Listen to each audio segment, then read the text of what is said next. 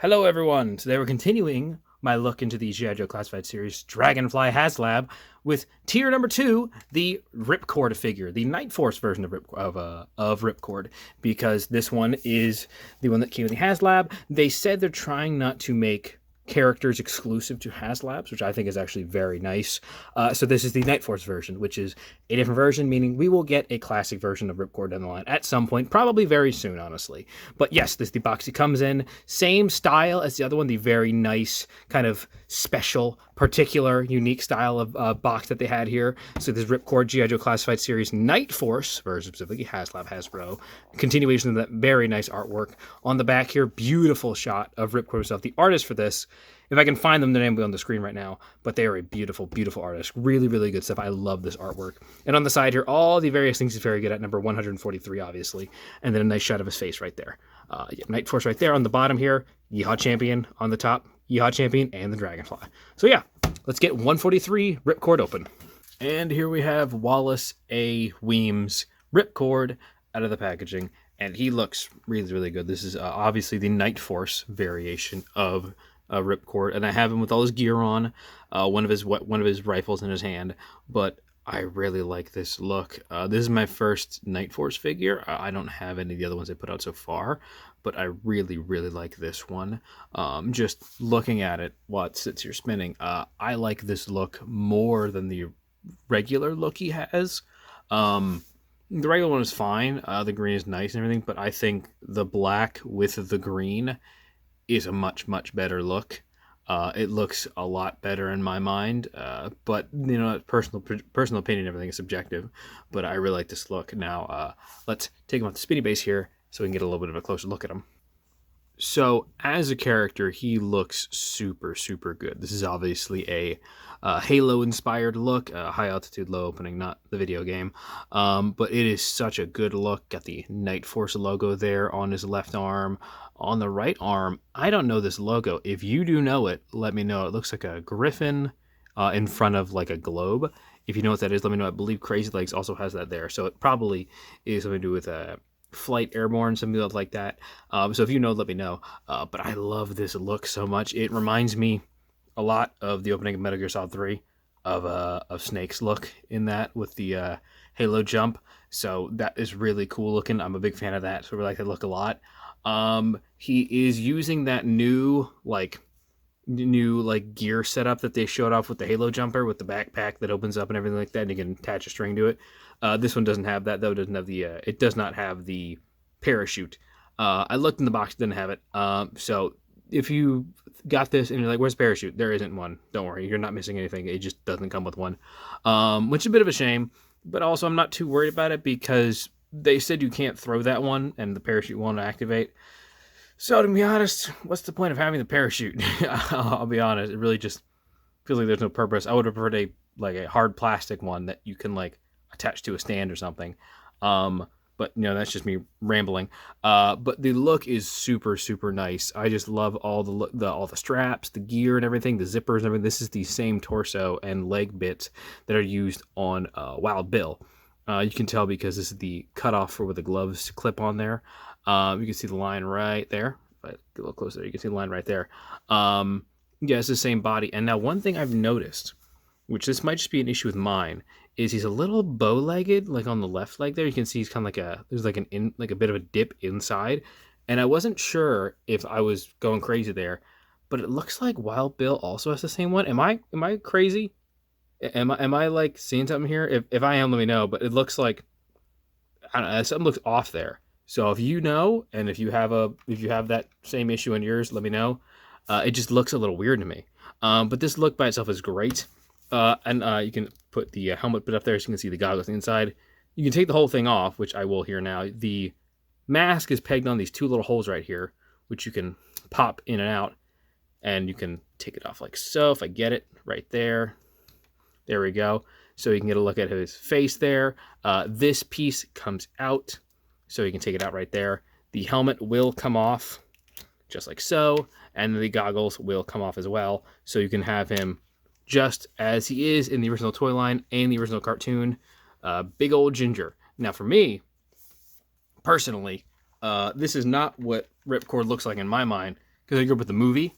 So in my mind, Ripcord's a black guy, so it's a little weird seeing him with the ginger hair and everything like that. But still, this is the classic Ripcord look, and I've been saying it. Bring us a studio series style line with the movie figures, because I would buy the crap out of that. But that might just be me. And the backpack does come off as well, but I want to take a look at it real quick. The backpack is very tough. It's like a hard plastic. This is not a soft plastic. And I noticed that when you take the backpack open, it's a little tight to get open, but also there's a real stress. You can see it real clearly. There's some real stress marks being played right here on this part right here. So I don't really even want to open the backpack. Like I don't wanna, because it's like the more I move it, the more stress marks it's getting. It's doing it more as I move right now. You can see it right there on the top too. I don't like that. I don't trust that. So that backpack's going to stay closed. I am not opening that. That sucks. Honestly, that sucks. This is a is effectively a $300 figure. So it should be a bit of a better condition. But, that's just the way it works, I guess. But the backpack, whole thing does come off. There's a clip right here, and you can pull the backpack off just like so. Like I said, this is a tough material. It does not want to move. So you really got to yank it there. Move it out like so. But the backpack does peg into his back right there with a little hole right there. Move that down. There you go. You can have him without his gear on. So you can just look like that. And also, one thing you can do is this little bit pops out. So you could take this whole top assembly off. I don't know why you would, but you can. And if you move the up right there, you can see Weems right there. Just like how Wild Bill had his name on there. So that's nice. He does have an altimeter right here on his wrist, if I get it right there, so we can see the pressure. He's a pressure gauge, I believe, is the proper term. But yeah, that's what he has right there. Now, this is a really, really good figure, just even without this gear. I love this look, this kind of flight suit setup. It is a little weird to me that he's in the Dragonfly, because, I don't know if you'd want a, halo jumper at a helicopter. But hey, I don't jump out of But hey, I don't jump out of planes for a living, so what do I know? It looks really, really cool, though. I love this look here. As for the articulation, it is mostly the same as Wild Bill, so if you wonder about that, you can go watch that one. But to look at the you can look up that far, can look down. Basically, not all this big dumb shit gets in the way. Oh, here's the app crunch there. There's a ball joint here, so you get a lot of motion there. Do a full 360 on his head right there. There is I believe, a dumbbell joint right down there in the neck, but it doesn't really move that much. Again, classified figures, they're real stiff. They're real stiff. Can look down much farther, can look up much farther than Wild Bill could, because he does not have the vest restraining it. With this one, it will. And with this whole assembly, it will restrain it. But that's just kind of a given. Arms can go back that far because the butterfly joints, can go forward that far because the butterfly joints. Full rotation at the shoulder. 360 swivel at the shoulder, or the bicep, sorry. Double jointed pinless arms are very nice. Hands go up and down on both sides like that.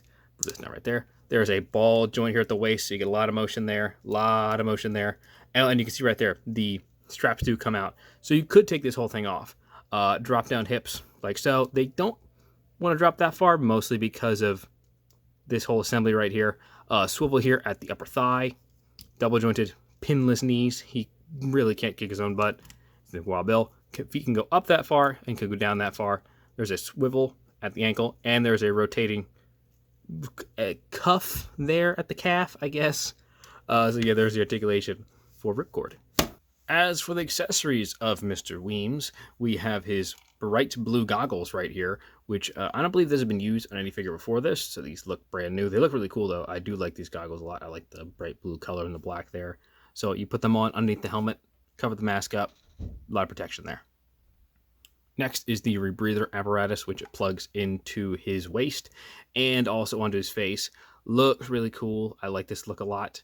Nothing on the inside there, but the look itself is really, really nice. I like this. I like this whole assembly a lot. It adds a lot to this. Kind of makes me hope that we get like a Deep Six down the line with this same kind of similar setup. That's a weird thing to think, I know, but I've been thinking about Deep Six. So I love that figure, so I'd like to see him come in at some point. But yeah, the assembly looks really nice there. I believe it is the exact same one that comes in the Halo jumper. I don't have that figure, but I believe that's the same one. Next, we have his helmet. His very, very nice helmet. The black helmet with a little bit of green highlights here and there on the back and around the rim of the visor here, and a little bit of red there for the sight, for what I presume is some sort of camera or like red dot heads up display, some sort of thing like that. But yeah, the helmet can fold down all the way right there and fold up like that. So yeah, very nice helmet.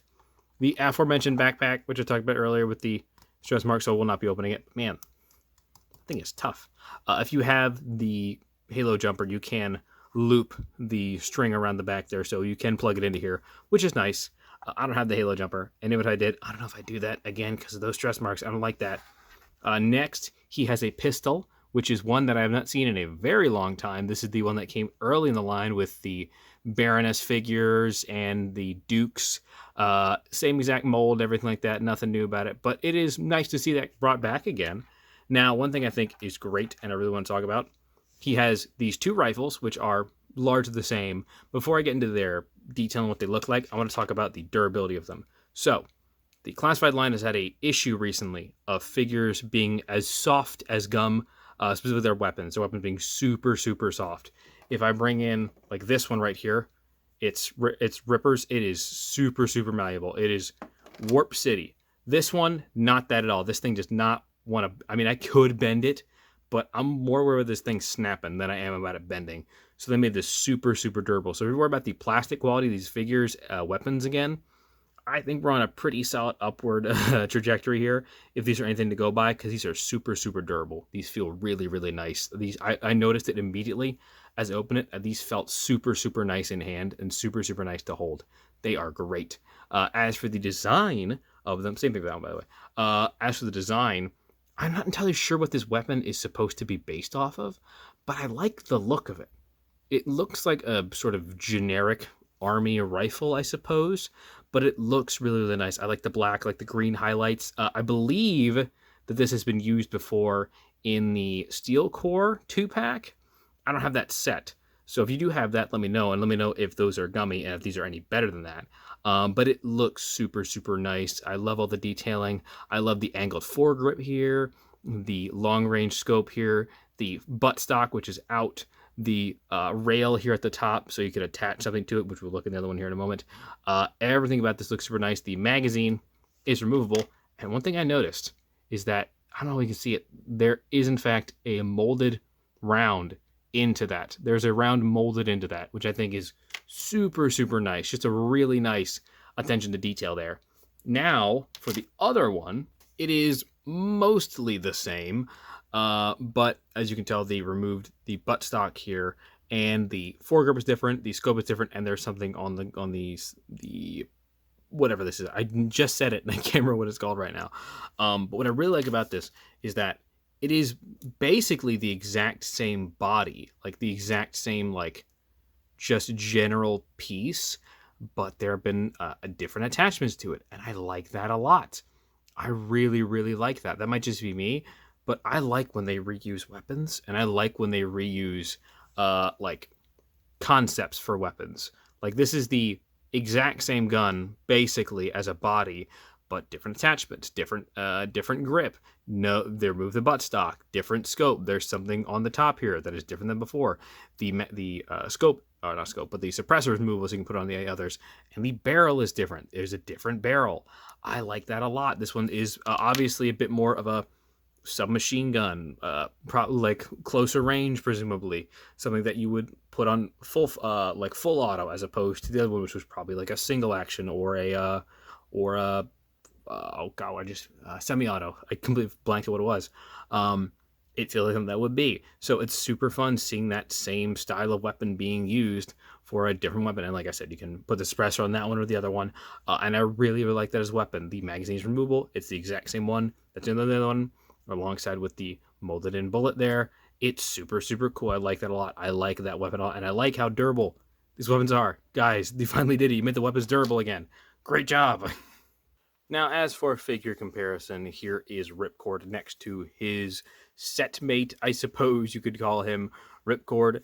And like I said earlier, they share mostly the exact same body mold, but they look really good together. I like this whole lineup that they've made for the Dragonfly. All the figures in it are really, really good so far. Ripcord might be my favorite. Honestly, of all of them, he might be my favorite, just for the accessories and everything, and how fun he is as a figure to mess around with. But we'll see. So yeah, there he is next to Wild Bill. Here he is next to his movie buddy. We have Duke. And if you remember in Rise of Cobra, these two were like best friends, and they were in the same like group together and everything like that. So super super cool. You basically have the whole movie cast now because they just released the Heavy Duty, so you could get the whole movie cast together. Albeit a little weird because it wouldn't look quite right, but you could do that, and I think it's really cool. So yeah, there he is next to Classic Duke. And here he is next to my next review, one figure I'm very, very excited to get into. Here he is next to Glenda. I really, really like this figure. I can't wait to talk more about her. She looks really, really good next to him, though. It's the Scarlet body, but we can get more to that later. But yeah, there he is next to someone of a similar type like Scarlet. So yes, there is the G.I. Joe Classified Series Nightforce Ripcord. I really like this guy. He's really, really good. I really like all these figures so far in this whole wave set, I suppose. They really, really are good. They really did a great job. Joe team did a really good job with these guys. Again, Ripcord might be my favorite. I'm not gonna say for certain because I haven't done videos for all of them yet, but he might be my favorite. I love the backpack, even if it's a little warped, but I love the backpack. I love the mask, the goggles, the way it all pegs and everything. I love the weapons he comes with. The overall design of him is super, super solid. Just as a figure, he looks great and he stands out super well. It's my first Nightforce figure, and I kind of want more now because they look really good. I love the black and green kind of style, the dark camo look. I think it works super, super well and looks super, super solid. So yeah, there he is. He's great. If you want one, hope you got a dragonfly. But yeah, if you want other Nightforce figures, there's a lot more of them coming out. And if you want a Ripcord, give it time. We're gonna see a regular release, 100%. There's no way that we're not. We're gonna see a regular release Ripcord, and he's mostly the same, except I like this black a little more. So yeah, if you like that and you want to stick around to see the Glenda review and the Crazy Legs review, subscribe, like, comment, everything you can for me to keep videos that I love to make, and I'll see you next time. Yo, Joe.